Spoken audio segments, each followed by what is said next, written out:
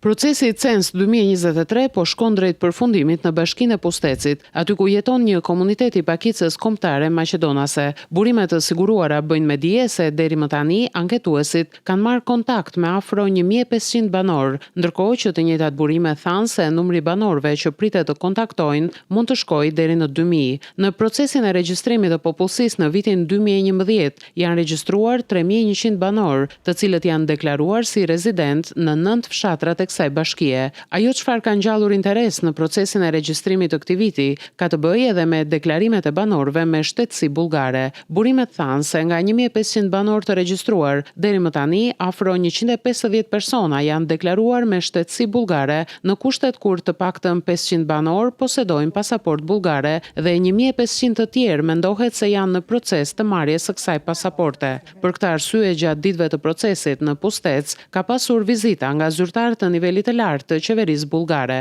Nga ana e zyrës së gjendjes civile në Bashkinë e Pustecit, bëhet me dije se në regjistrat e kësaj zyre janë të regjistruar më shumë se 5100 banor, por pjesa më e madhe e tyre ndodhen në emigracion.